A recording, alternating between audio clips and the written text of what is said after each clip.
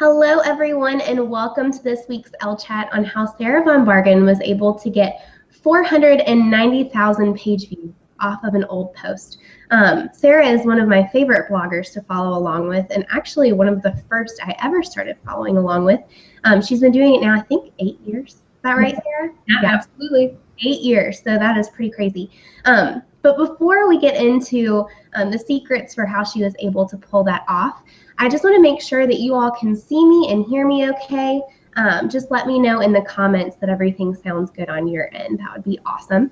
And for those of you who are new to Ellechat and new to Crowdcast in particular, there are a couple cool features that I want to call your attention to before we dive in.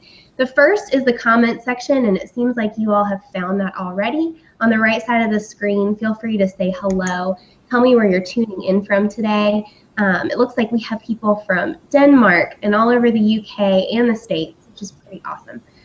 So glad that you all are here. And then right below the screen, there's a questions and topics section. So I know that some of you have already gone ahead and dropped questions in there. Feel free to keep doing that throughout the entire Ellechat. And we'll answer them. We'll leave about 15 or 20 minutes to answer them for you at the end. Another really cool feature is that you can vote questions up. So if you see any that you really want answered, go ahead and give it a vote, and we're just going to answer it in order of the number of votes. Awesome. Looks like you guys can see me and hear me okay. So with that being said, let's get started. Thank you, Sarah, for joining me today. Oh my gosh, thank you for having me. Yeah, so tell me how you, before we spill the secrets on how you drove more traffic to your blog posts, tell me about how you got into blogging in the first place. Sure. So I have been getting paid to write since I was 20. I'm about to turn 37, so I have been writing for a very long time. And I also have a background in marketing. And I always feel like I need to be honest about that because I came to blogging with a professional skill set that really was beneficial to me. Yeah. So I'd been reading blogs for quite a while, and there was a certain type of blog that I wanted to read, but I couldn't find it. So I started it, and I guess I inadvertently found a hole in the market because it became successful. And after about 3 years, people were emailing me and asking me for help. They were emailing me and asking me to help them write. And I didn't have a services page. It was just people emailing me. And I was starting to make enough money on the blog that I was approaching what I made as a teacher at a nonprofit. But let's be real, that's not that much money. But so it was approaching that. And so I took the leap and became self-employed and have not looked back since. That's awesome. So that was 8 years ago. Yes. So what do you do now? I know you have Yes and Yes, and then Sarah von Bargen. So what do your days as an entrepreneur look like now? Well, I would say I have 7 different income streams. If you look at Yes and Yes, you'll see an ad above the header, and it's maybe for Pantene. I do not have a professional relationship with Pantene. I'm signed with an ad network that places those ads, so I make money that way. People buy ads directly from me that I place on my site. I very judiciously and occasionally use affiliate links for products that I really believe in. I have an app. I have ebooks. I'm writing my second e-course. I consult on internet stuff. And for a long time, I ghost wrote. I don't do that anymore. But for years, I also ghost wrote books and blog posts and book proposals and pretty much anything anyone wanted me to ghost write. Yeah. So pretty much you're skilled in just about every area of creative entrepreneurship in the blogging. Well, that is very nice to say. So that's awesome. So let's just dive right into it. Tell me about how this whole over 490,000 page views you're able to drive to an old post. How did you even get into that? And tell me the story of it. How did it happen? Well, and what's crazy is when I wrote the blog post about why you should update old blog posts, the page views were at 490, and now it's almost 700,000. Oh my word. It's still just yesterday somebody shared that post on Facebook and tagged me. So basically what happened is I've been writing blog posts forever. I write tons of listicles and how-tos and 15 ways to blah, blah, blah, 17 ways to blah, blah, blah. But I am sort of stubborn, and I was like, I don't care about Pinterest. I don't use it, so I don't need to worry about it. I don't need to care about it. Who cares? I know everybody else makes those tall, long images, but I don't want to. Who cares? I also thought that I was like above keywords or SEO. And so I never used any of them in any of my things. And then I put on my big girl's panties and realized that stuff actually matters. And I took a Pinterest course. I took Sarah Morgan's Pinterest course. I worked with an SEO consultant. I worked with Kim Harrington, and they were both like, girl, come on now. Like, be a grown up. If you care enough to like put that much time into writing something, you should care enough to like market it correctly. And so I did, and I started going back through some of my old posts and updating them. And so I would do all this stuff and then like re-promote it, like paste a link to it on Facebook or Twitter. And for some reason, I still don't know how it happened or why it happened, that post went completely viral. Like eventually it got shared on Cup of Joe, which, as you guys know, she's like the queen of the internet, which is crazy. I think maybe one of the reasons it was so popular is because, as you know, Pinterest, there's lots of minimalist stuff on Pinterest. There's lots of diet stuff on Pinterest, and there's lots of sort of financial stuff. And so the post was 23 ways to treat yourself that don't involve eating or buying anything. And so all of the dieters pinned it, all of the minimalists pinned it, and all of the budget people pinned it.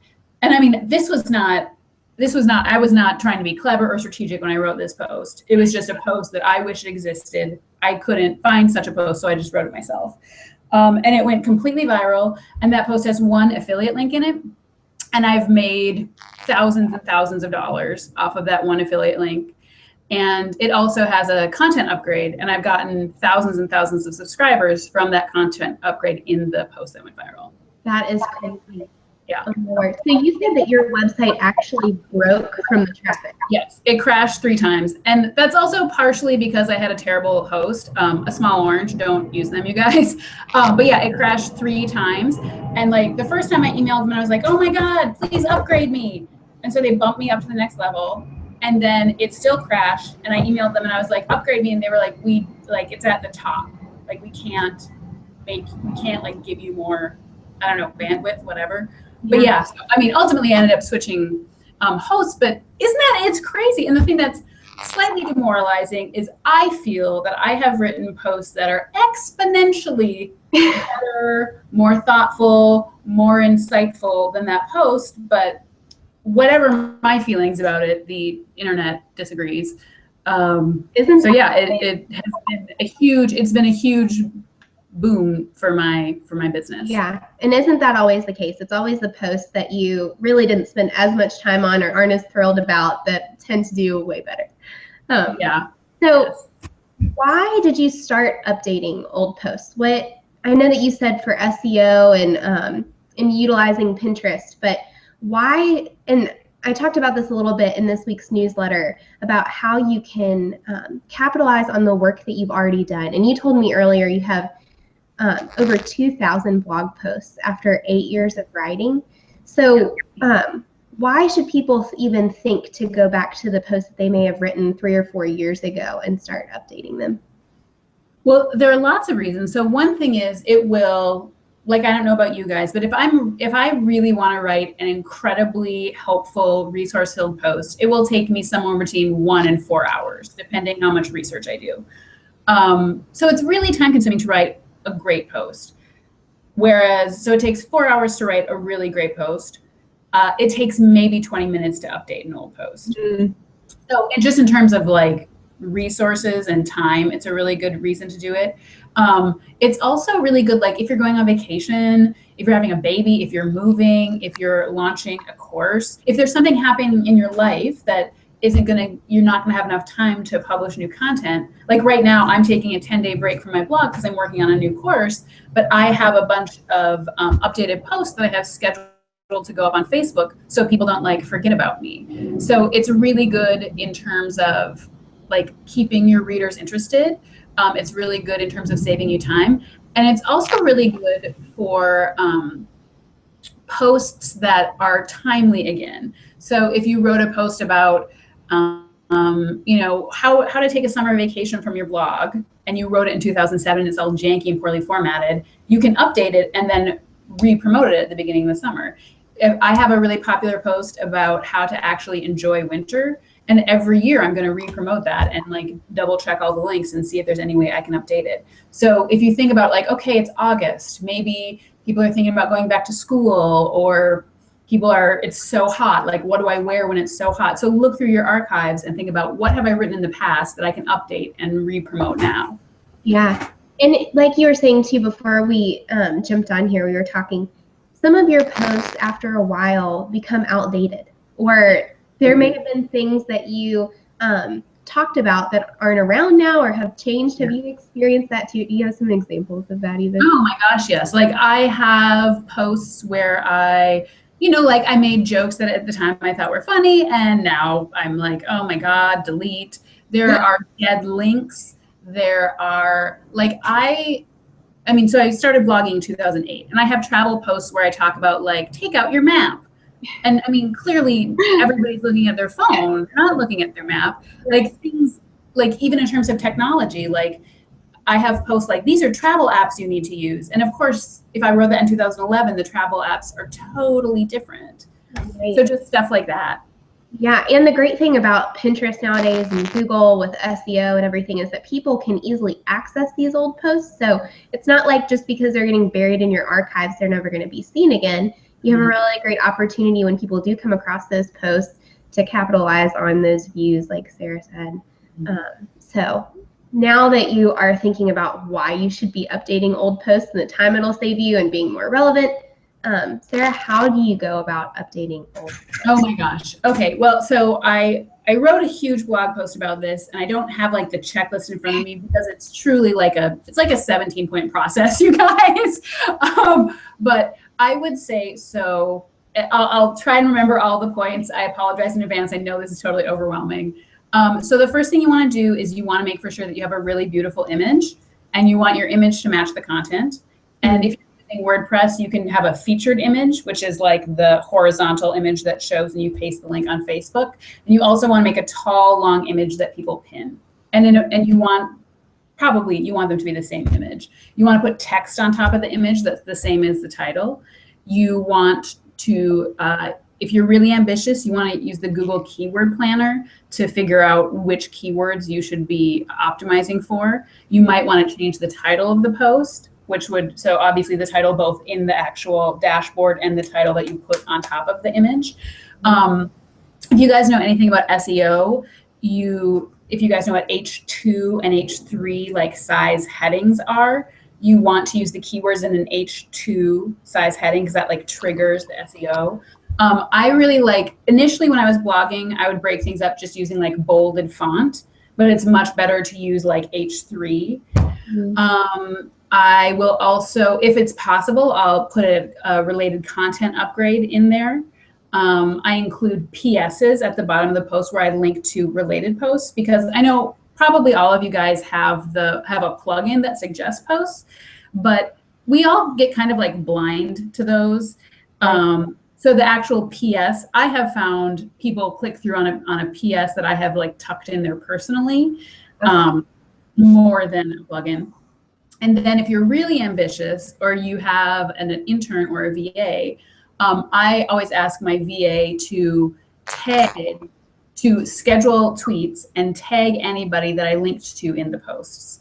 So for example, I have tons of travel guides, and in the travel guides, we link to this hotel, this restaurant, this, event center. And so I have her schedule all these tweets tagging those people. And many times those Twitter accounts retweet the link. Like I had her, she tagged the like official travel Twitter account of the country of Portugal, which obviously has a jillion followers. Oh my word. And they retweeted it. Like the official like Portugal like tourism board like retweeted my blog post. And you can also, I think Facebook has changed a little bit in terms of tagging. Like I used to paste the link directly on somebody's page, and I don't think you can do that anymore. Yeah. But you can obviously, I also, after everything's all beautiful and all optimized, then I schedule a Facebook post promoting it. I schedule tweets promoting it, and I repin it across several Pinterest boards. I love that. So it is, as you guys, it's a total undertaking, but it is so incredibly worth it. Absolutely. And if you write it down in a checklist, and even I love that you just said this because it's triggering. I need to write this down before I forget it. Get your assistant to do it. Like, that's a great thing, easy thing that you can get someone else to do for you to go through. And so how often do you do this, Sarah? How often do you go back and say? So my assistant we use Trello, and she has like a giant, she's actually in the process of updating every travel post that I've ever written. So she has like a 300 post deep list of this. So I have her doing all my travel stuff. I personally update somewhere between maybe like 3 and 5 posts every week. Also because for me, like I've done it so much now, I find it like oddly relaxing. You know, like I can do it while I'm like watching TV and I feel productive, but it's also relaxing. So, so I do that. And then if you look on my Facebook page, usually the way I structure it is at 1 p.m. I post a link to that day's blog post. And then at 3 p.m. I post a link to an old post that I've updated. I love that. I think that's good. I love too that you talk about updating the images, because I think after a while, like where I started in blogging, my blog post images look totally different now. And so even just to create consistency to go through, what do you said you look at Google keywords for updating the titles, but what do you try to shoot for with titles anyway? How do you usually go through and make them better?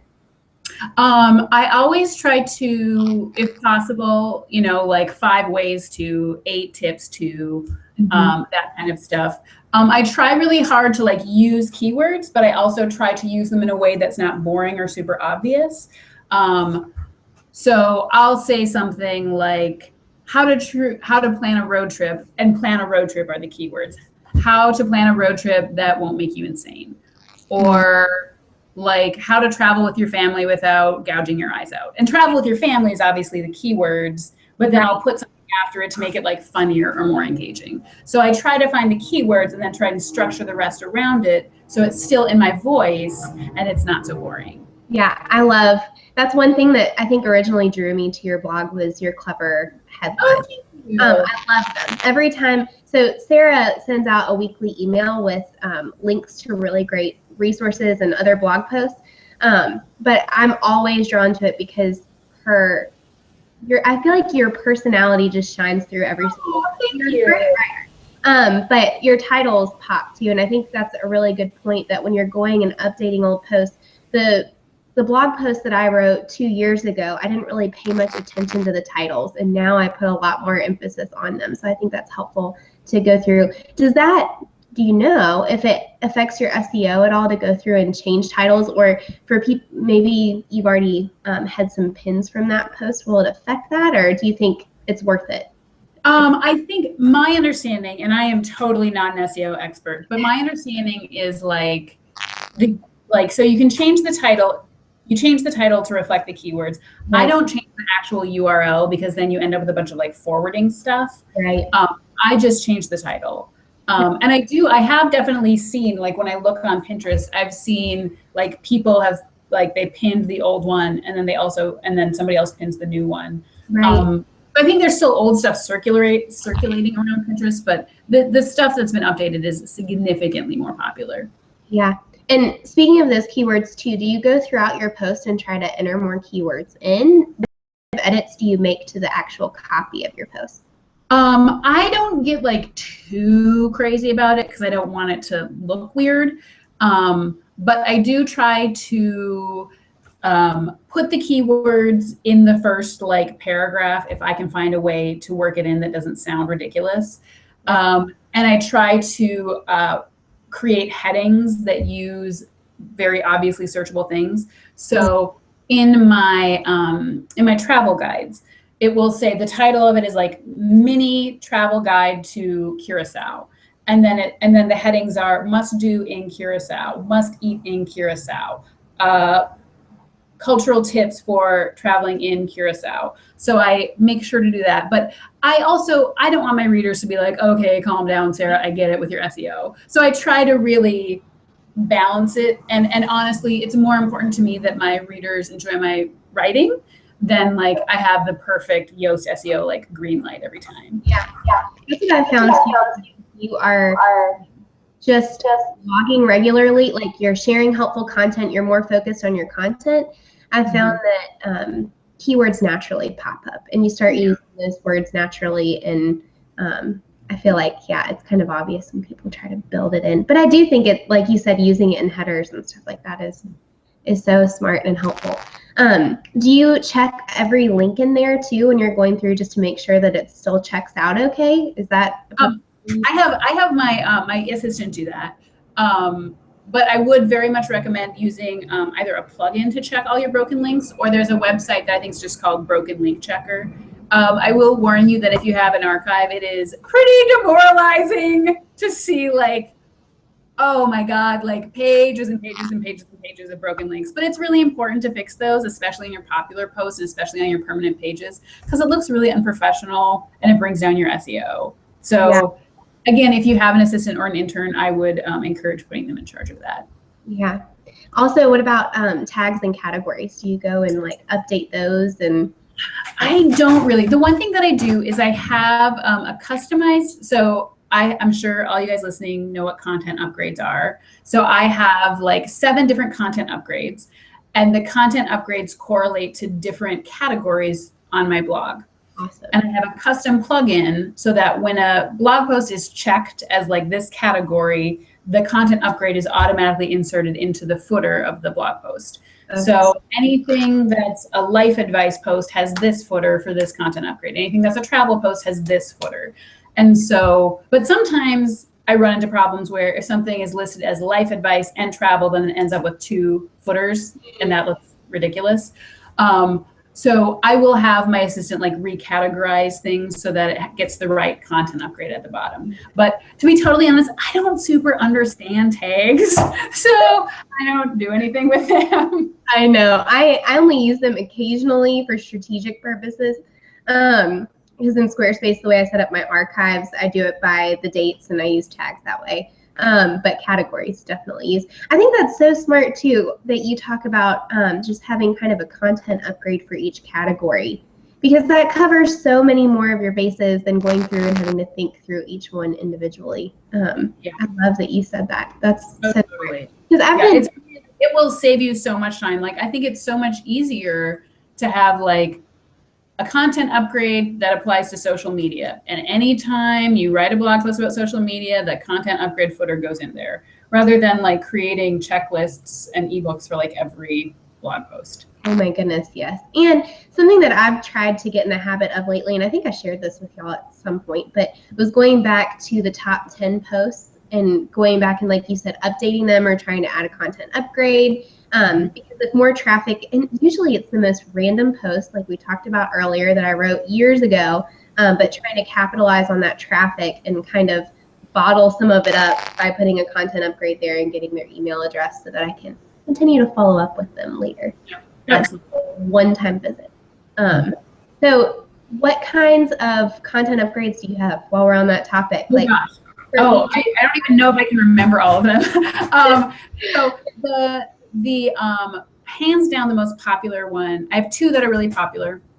One that's called How to Get What You Want, and it's a 10-page workbook that sort of walks you through like figuring out what you want, figuring out why you want it, because if you don't know why you want it, it's going to be hard to stay motivated, figuring out what sort of self-defeating behavior you're engaging in that's distancing you from it, stopping the self-defeating behavior, because what's crazy is frequently that's all you have to do. You don't even have to like take steps towards it. You just have to stop backing away from it, which seems crazy. Like, it's not even that you need to like earn more money. You just need to stop wasting money. It's not that you need to start working out 7 days a week. It's that you need to stop eating pizza rolls at 9 p.m. So if you can just stop like the bad behavior, that's enough to see change. Right. And also like how to create a plan to actually get closer to what you want. So that's an incredibly popular one. And the other one that people really like, it's called, it's a before you buy checklist. So it's a checklist that before you buy anything, it's a checklist that you work through. Like, do I have something else that meets this same need? Can I borrow this or rent it? Am I buying this to like for a lifestyle that I imagine I have, but I don't? Is this going to be, am I going to use this like regularly in my life? Does it make me feel amazing? Does it make me happy? And so it's a workbook. And then you also, there's like a little credit card size thing that you cut out. And I encourage people to like actually cut it out and put it, like wrap it around your credit card and put it in your wallet. So anytime you are at TJ Maxx with, you know, like $75 worth of sundresses that you don't need, and you pull out your credit card, you'll be like, I mean, if nothing else, it'll be sort of embarrassing. You'll be like, okay. And hopefully it will help you make more intentional decisions. And if not, at least you are embarrassed of yourself for like having to pull your credit card. And then maybe encourage you to put some of the unneeded sundresses back. Yeah, that's so clever. I think both of those ideas are so clever, but to have like a tangible thing that they can take out with them, and just focusing on the value of what they're looking for in each one of those categories. And I think that's so smart. But if nothing else, update the blog post title. And I think content upgrades are so helpful on those. Yeah. And I always tell all of my clients and internet people, so like a lot of your content upgrades are going to be ebooks or downloadables. And if you're not a professional designer, it can feel really intimidating. Like, how do I make that? It's going to be so expensive to get somebody to make it for me. Canva is amazing. It's free. Canva for work. There are, like, I don't think people know this, because when you log into Canva, across the top, you just see like social media update. And right. But if you scroll down, there's a whole bunch of templates for ebooks. Just scroll down and there are ebook templates, and they're beautiful. Yeah, and it's so helpful because you don't have to think about it. You can just plug it all in. Drag and drop, yeah. That's awesome. So how do you decide which blog posts, and you mentioned this a moment ago with which ones might be more relevant for this season, but how do you decide which blog posts to update? So for everyone tuning in today, where should they start? Well, like you said, I would go into your analytics and look at which posts are the most popular. And there are going to be posts that like I have posts that maybe weren't necessarily, that aren't in my top 100 posts, but I know that if I just like tweaked them a little bit and added a tweetable and re-promoted them, I know that my people would like them. So I would say sort, and do your most popular ones. Do things that you like in your gut feel pretty sure that if they were just given more exposure, people would like them. Look for things that are timely or pertinent to like this time of year. And the other thing that I would say is I have a lot of posts that I'm like, I do not understand why this is popular. Like, so I have this true story series every Monday. I interview different people. I'm not kidding you guys. My number 5 most popular post is true story. I have herpes. I interviewed a woman with herpes. It's incredible. That post is incredibly popular. I think just because people, who are diagnosed with an STD, like they're going to type it into the internet and like see if they can find support. So the thing is, like, even if I'm not so pumped about this blog post about herpes, the fact remains people are coming to that blog post and I want it to look good. Yeah. So like there are probably posts in your archives that you're like, ugh, I can't believe people like this. I would say that you should update it anyway, even just so like it looks nicer. Like nobody's gonna pin a blog post about herpes, but the fact is I want it to look nice. I want it to like reflect well on my brand and be a pleasant reading experience for them. So absolutely. Even if you're not so into the post, still update it. Yeah, and something too, I saw this on your blog post on this topic of updating old blog posts, making it pertinent to a new launch. Or a new product that you're working on. So for me, I'm working on a new e-course called the Freelance Academy for freelancers and teaching them the business side because they're already really good at photography or design or whatever their creative passion is, but maybe not so much on the business side. So how to get clients. So for me, all the posts on streamlining my client process or the posts that I've written on how I charge for my services or any of those, we're going back and updating them and trying to bump them up and promote them more so that that topic is out there more so that people are thinking about it. And then if you want to be incredibly strategic, like, so your new course is about freelancing. I'm sure you have like a content upgrade that relates to freelancing. So then you have the content upgrade in the newly updated post. So you're re-promoting it, and so you're like getting into people's minds like, oh, like she really knows about the reality of freelancing, and you're getting people to sign up for that list, which you're going to use to buy it. Right. So being really strategic about which posts, and if you do have a launch coming up or something pertinent, like Sarah said, go back and drive more traffic to it, clean it up, and definitely put a content upgrade there that relates to it, so that you can continue to pop up in their inbox if you know they're interested. Yeah. I think that's awesome. So you mentioned this really quickly, but I think it is worth mentioning again. Once you've cleaned up your post, will you go through the steps that you take for re-promoting it again? Yes, absolutely. So I make for sure that I promote it on Pinterest or on Facebook. So I generally schedule things on Facebook at either 9 a.m., 1 p.m., or 3 p.m. So I schedule it on Facebook. Whenever possible, I include a click to tweet in it. And so I click to tweet it. And then I might also do a tweet that includes like a big image. I repin it, and I pin it across multiple boards. Maybe you guys are familiar with this strategy. So for example, on my Pinterest account, I have a yes and yes board. I have a travel tips board. I have a travel guide board. I have budget travel. I have solo female travel. So if I have like the cheapskate guide to Philadelphia, I can pin that to yes and yes. I can pin it to budget living, budget travel, and travel guides. And so I schedule it. I use Tailwind, and I schedule it to pin across all of those boards so more people will see it. And then I also have my assistant schedule tweets tagging everybody that we linked to. So hopefully some of them will retweet it. That's awesome. I love that. And that's how you were able to drive all of those 490,000, now 700 and some thousand. Yeah. Where did most of those come from? Was it Pinterest? Yeah, it was Pinterest. Like I think like when it initially started going viral, I think somewhere I even shared like a screenshot of, because I'm sure you guys know, if you go to like pinterest.com/source/ the URL of your site, you can see what people are pinning. And my entire page, and I had like zoomed out. So, you know, it was at like, I don't know, like 2% or something. The entire page was just that one pin over and over and over and over again. It was crazy. That is awesome. I love that. And then you said, and what happens is other people find it and like, oh, yeah, that's the one shared. Yeah, it's still going. Like there are two versions of the pin. There's like the little square featured image, and then there's like the long one.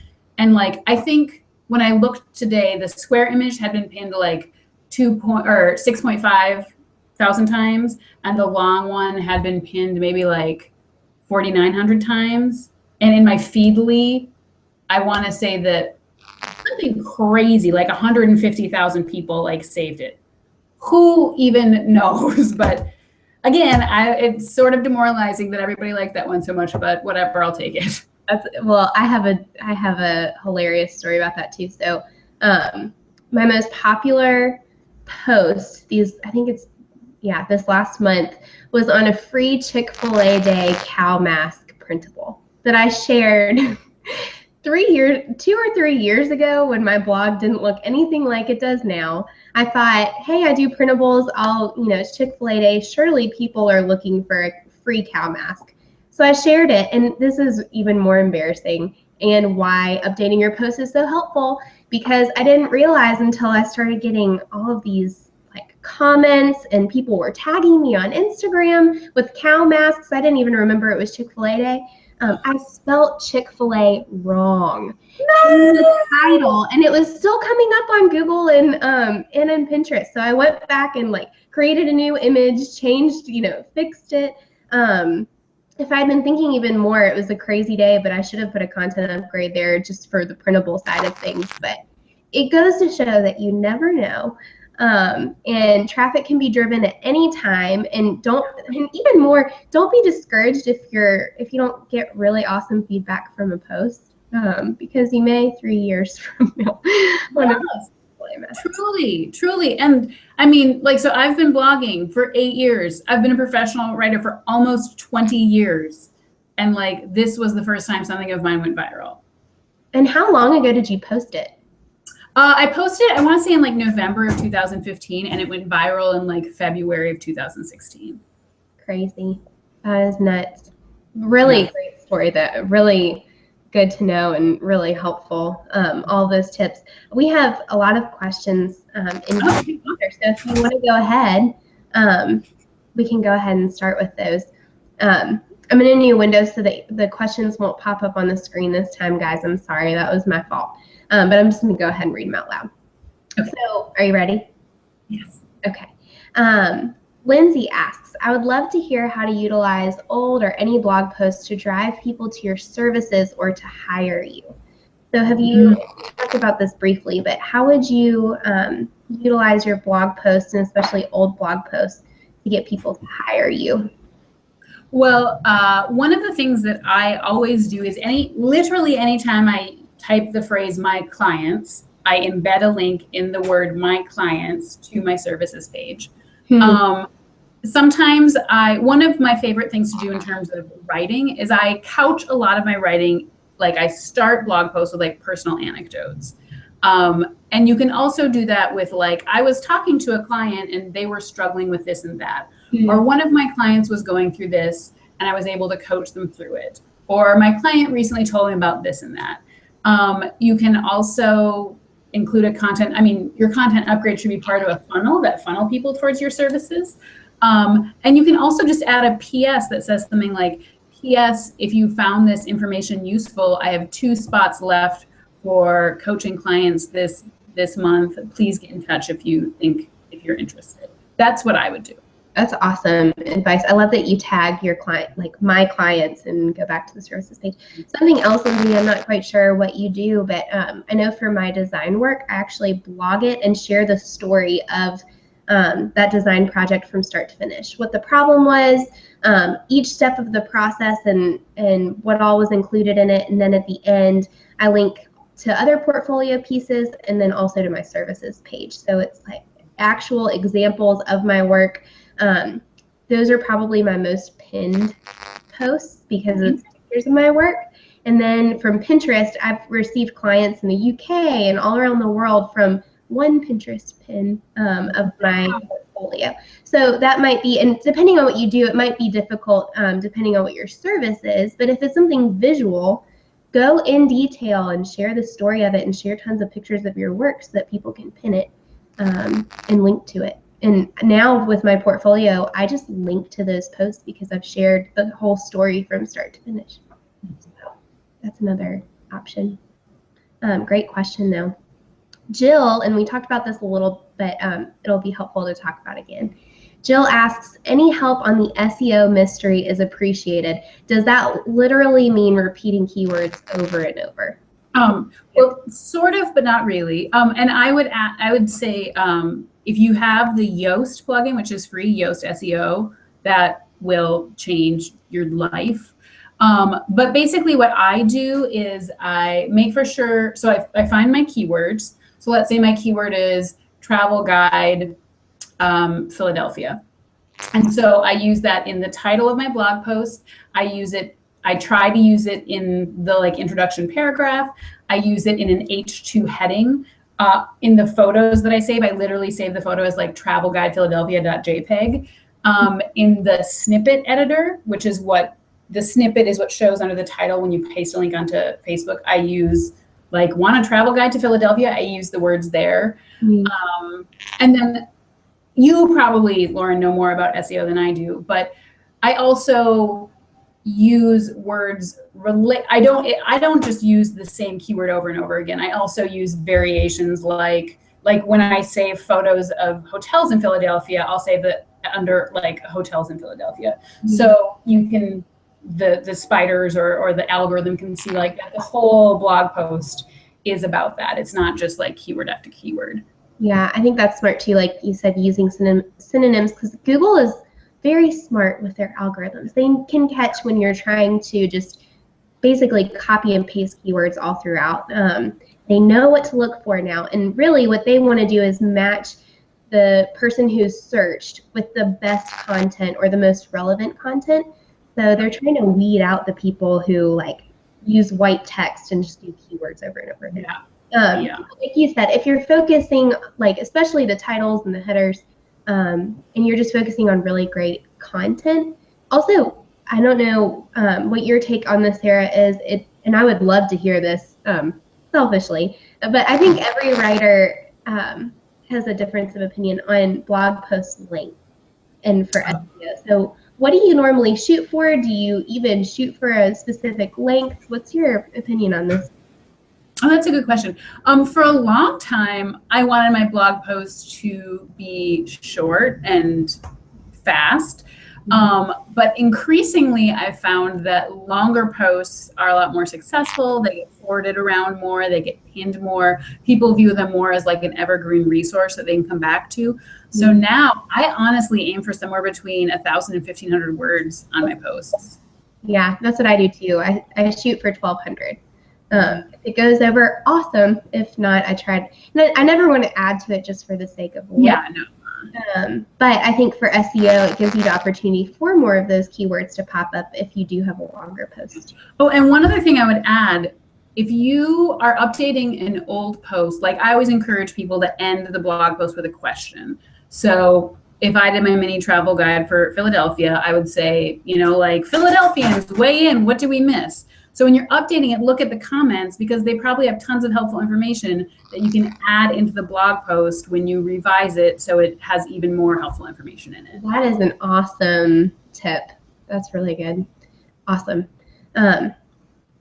Great. Let's move on. Suzanne asks, how old should blog posts be to be well suited for recycling? Any thoughts on that? Oh gosh.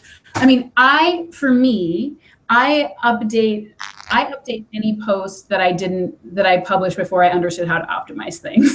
Like, if you have understood how to use Pinterest friendly images and how to SEO blog posts, and all of your posts are like on brand, I don't think that you need to update it. But I personally have literally thousands of posts that are not optimized and have an ugly photo on them.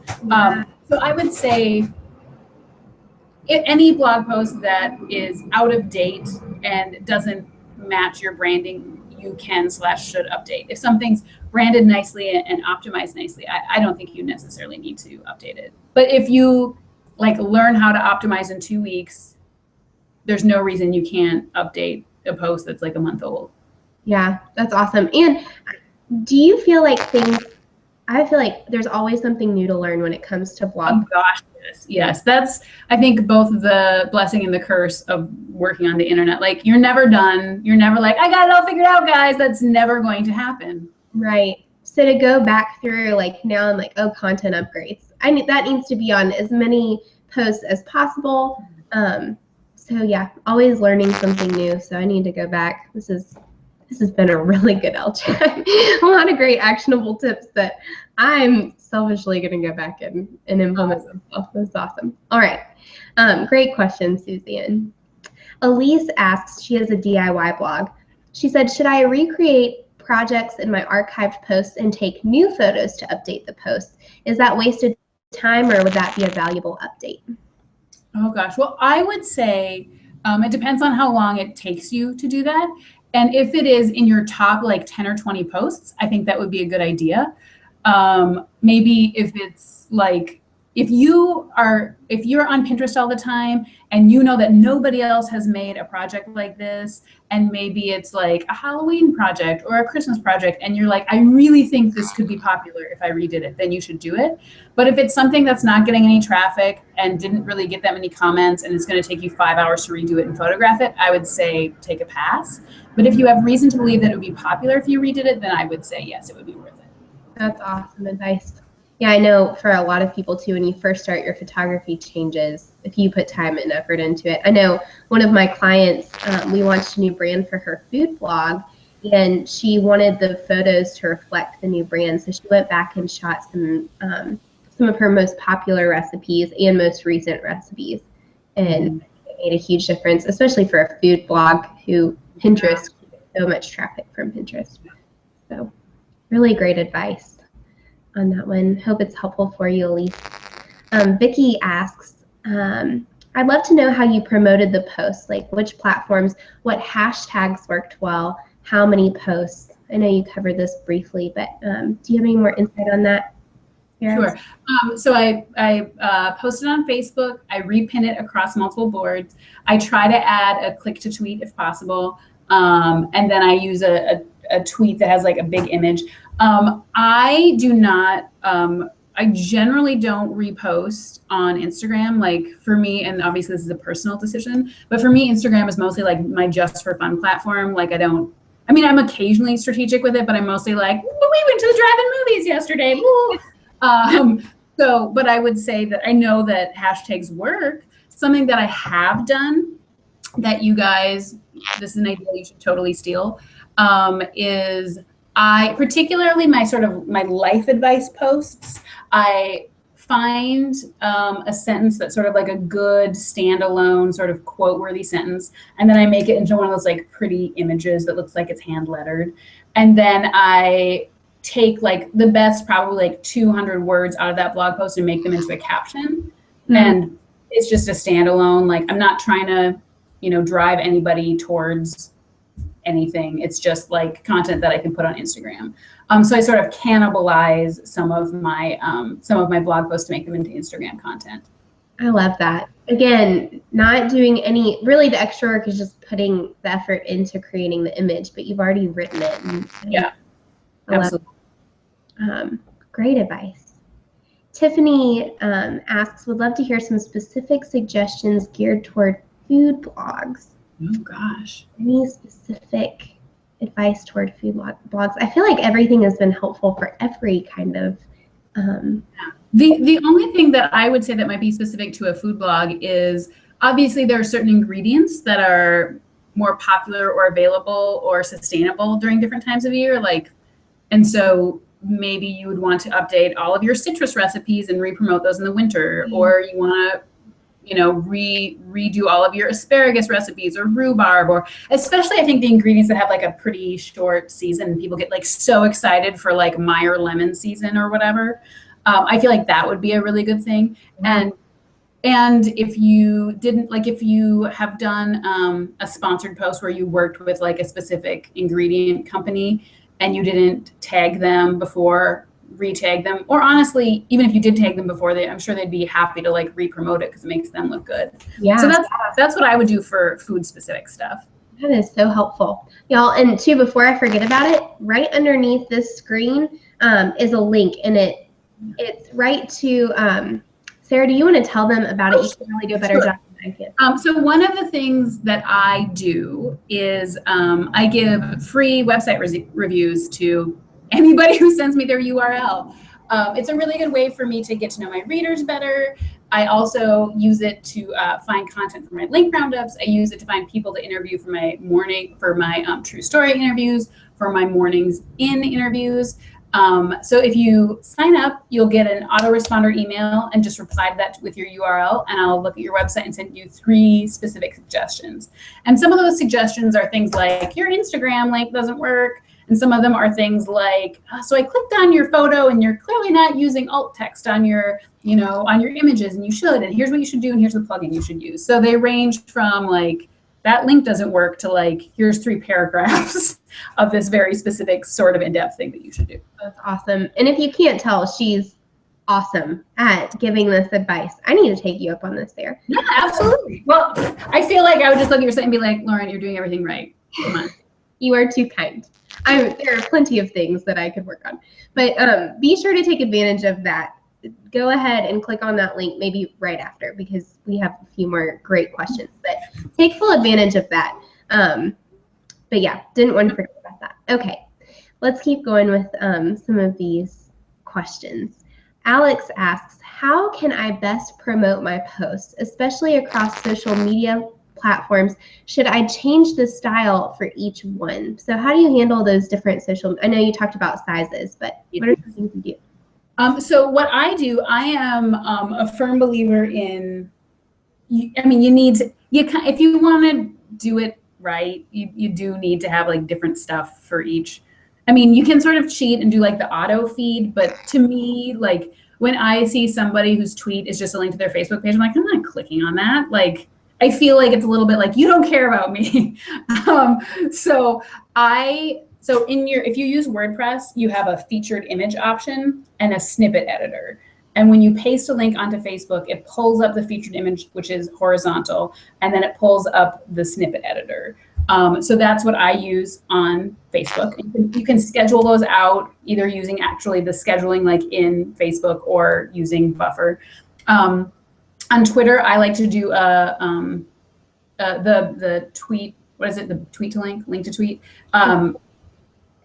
Click to tweet. I use the click to tweet, and then I also do a square image with the title on it and a tweet. And then again, I don't really do anything on Instagram. Occasionally, I will create an image that has a pull quote and then sort of paste some of the blog post into the comments. That's what I do. You could totally, but the problem is, obviously, as you guys know, there's only really one link for Instagram. And I cannot be bothered to like swap out that link in my bio constantly. I would rather have the link in my bio, like go to a content upgrade or a lead page than like have it go to a specific blog post. So if you're a food blogger, you could do the photo and then paste the recipe into the comments. If you're like a life coach, you could create a quote and then paste your blog post into the comments. That's what I would do. But the regrettable answer is you do kind of have to customize across social media platforms. Another, just throwing this out there, Sarah, about that one Instagram link, because it's so annoying that you can't put links in your descriptions or your captions. I created a page on my website, and I'm lying about I'm not lying about this, but I don't have it on my Instagram page right now, but it's just ellencompanydesign.com/Instagram. And I link to like, it automatically pulls up the most recent blog posts, kind of like an archive. It links to products that I'm talking about. So I don't have to change it every time. I can change the page if I want to, but it just has. So good. How did you do that? Was that like a plugin or did you code that? I just did it I use Squarespace. So I just created a new page. But yeah, just with that link. So yesandyes.org/Instagram. I just keep it really simple and then go and do that. And it's also really helpful because there are ways around it, but you can't track traffic from Instagram like you can from Pinterest or other sites. So if you have that specific URL, you can see exactly how much traffic is coming from Instagram.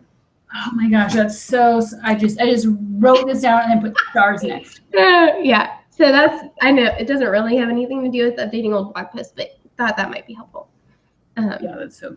All right, let's see here.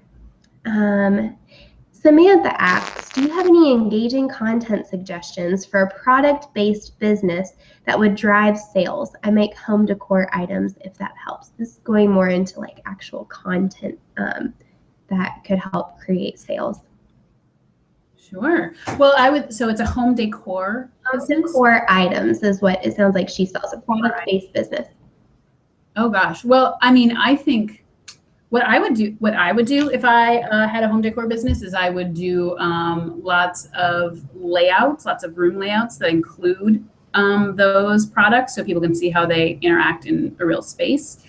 I would, when people buy said decor items, I would include a note that said like, take a picture of this in the wild in your house and we'll give you like 10% off your next purchase.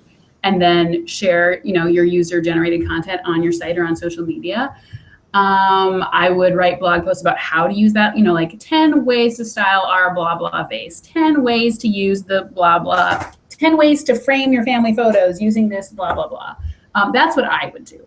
Yeah, that's so smart. Content marketing is an awesome thing. So those are great blog post ideas. Yeah. All right, we'll do one more. Dana asks, how do you handle dates on blog posts that have been updated? For evergreen content, do you even show the date that it was posted? So, yeah, how do you handle? Honestly, I just leave the date up, because maybe there's a way to do this, but I do not understand how to remove a date on one blog post without removing it on all the blog posts. If you, Lauren, know how to do that, please tell me. I can figure it out. No. So I just leave it on there, and nobody has ever complained. In fact, lots of people are like, I'm so glad you're sharing these old blog posts. I didn't see them the first time. Oh my gosh, it's so timely that this is what I needed to hear. Like in my experience, nobody cares that they're old at all.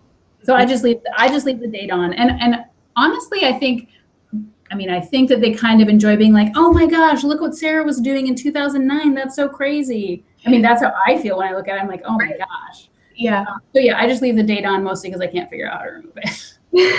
So then that brings up a question too that I asked you. I think it was before we jumped on the webinar. But what are your thoughts on republishing posts? So when you are updating them, you're just updating them without republishing them, correct? Yeah. Okay. Yes. I don't republish them because I'm concerned about how it will affect my SEO. Mostly because like I know like just enough about SEO to be dangerous. I'm not an expert. So I just don't want to screw with it. So I just update it. I don't republish it. Yeah, I agree. I've republished it. Maybe I've republished 2 posts. I haven't seen anything within the SEO, but then again, how would I really, I don't know.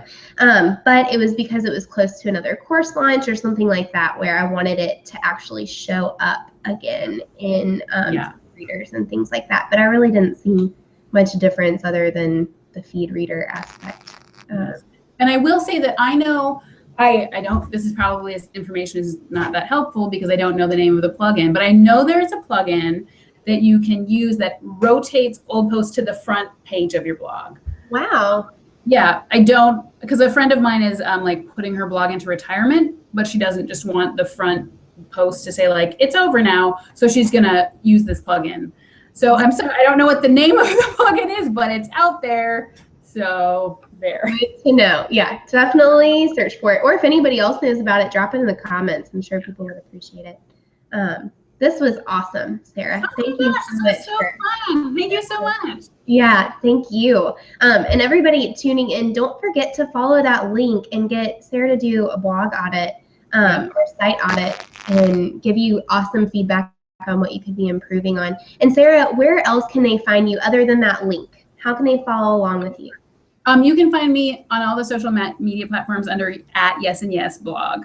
So I'm on Pinterest, Twitter, Facebook, Instagram. I'm on. I'm not particularly strategic on it. It's mostly like photos of my travels, which oddly I think people enjoy more than the social media platforms I am strategic on. And be sure to one of my favorite things is Sarah's emails.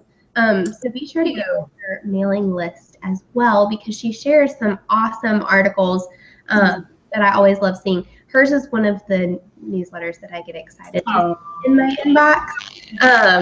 So yes, be sure to do that. Awesome. But Sarah, thank you again so much. Oh my gosh, thank you so much. Yeah.